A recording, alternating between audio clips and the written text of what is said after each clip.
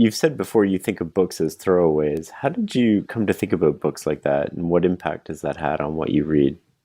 I mean, that's really an impact of the internet. Once the internet came along, I think it's destroyed everybody's attention span because now all of humanity's works are available to you at any given time, and you're being interrupted constantly. So just our attention span goes down, our ability to focus goes down. But at the same time, we just become more judicious. We also want the meat, and the problem with books is that to write a book, to publish it, to publish a physical dead tree book, it just takes a lot of work and effort and money. So sometimes people start wrapping long books around simple ideas. Those are probably my least favorite books, and it's kind of why I avoid the whole business and self-help category, because you generally have one good idea and it's buried in hundreds or thousands of pages and lots of anecdotes.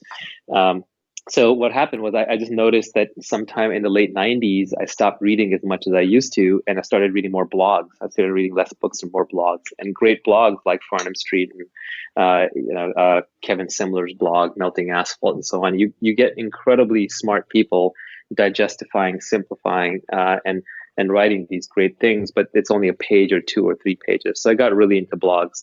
But then I'd stop reading books, and a lot of the oldest wisdom is actually in books. And with books, you're now talking about the combined works of all of humanity as opposed to just who happens to be blogging right now. So I realized I missed that.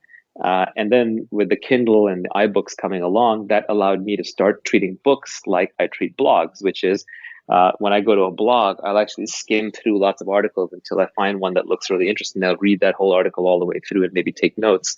So now I treat books the same way, which is I'll skim through a large number of books. I'll put them down. I'll jump around, back, forward, middle, until I find a part that's interesting. Then I'll just consume that piece. And I won't feel guilty about having to finish the entire book. Because I just view it as a blog archive, right? It's like a blog might have 300 posts on it, and you can read just the 2, 3, 5 that you need right now. And I think you can think of a book the same way. And then that opens the world and web of books back open to us instead of it being buried somewhere. I think, like many people, I know of a lot of friends who are currently stuck on a book somewhere. And if you ask people if they read, everybody says they read. Everybody says they're reading a book. They can answer which book they're reading. But the reality is very few people actually read and actually finish books. And I Yes, think yeah. that's probably because of all these societal and personal rules that we've put up. Like you must finish a book and you must read books that are good for you and you can't read junk food books and this is a hot book right now and so on.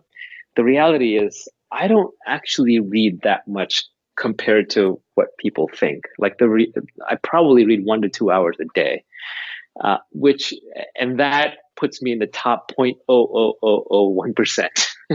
I think that alone accounts for any material success that I've had in my life and any intelligence that I might have, because real people don't read an hour a day. Real people, I think, read a minute a day or less. Making it an actual habit is the most important thing.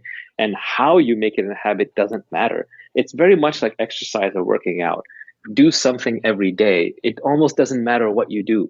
So the people who are obsessing over, like, should I be weight training or should I be doing tennis or should I be doing Pilates or should I be doing the high intensity training method versus the happy body versus whatever, they're missing the point. The important thing is to do something every day. It doesn't matter what it is.